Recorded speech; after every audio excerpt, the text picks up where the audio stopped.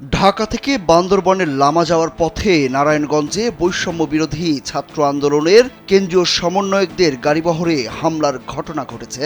রোববার রাত ২টার দিকে বৈষম্য বিরোধী ছাত্র আন্দোলনের আহ্বায়ক হাসনাত আব্দুল্লাহ তার ভেরিফাইড ফেসবুক পেজে দেয়া এক পোস্টের মাধ্যমে বিষয়টি জানান।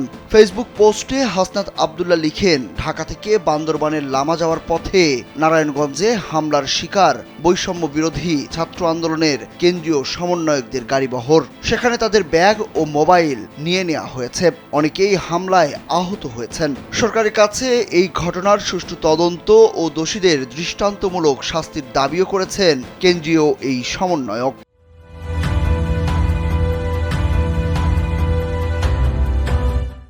জানা গেছে, সোমবার একটি অনুষ্ঠানে যোগ দিতে রোববার রাতে বান্দরবানের লামায় যাচ্ছিল বৈষম্য বিরোধী ছাত্র আন্দোলনের কেন্দ্রীয় সমন্বয়কদের গাড়িবহর। পথে মেঘনা ব্রিজ পার হওয়ার পর ঢালের অংশে একদল দুর্বৃত্ত দেশীয় অস্ত্র নিয়ে অতর্কিত তাদের গাড়িবহর লক্ষ্য করে হামলা চালায়। ওই সময় ৮ সমন্বয়কের মধ্যে ৪ জনের মুঠোফোন ও ম্যানিব্যাগ ছিনিয়ে নিয়ে যায় তারা। এর আগে গত ২৭ নভেম্বর বৈষম্য বিরোধী ছাত্র আন্দোলনের অন্যতম ২ সমন্বয়ক হাসনাত আব্দুল্লাহ ও সার্জিস আলমকে ট্রাক চাপা দিয়ে হত্যার চেষ্টা করা হয়। চট্টগ্রাম কক্সবাজার মহাসড়কে সন্ধ্যা ৭:৩০টার দিকে এই হত্যা চেষ্টার ঘটনা ঘটে। ঠিক তার পরের দিন ২৮ নভেম্বর হাসনাত আব্দুল্লাহকে আরেকবার গাড়ি চাপা দিয়ে হত্যা চেষ্টা করা হয়েছে বলে অভিযোগ ওঠে।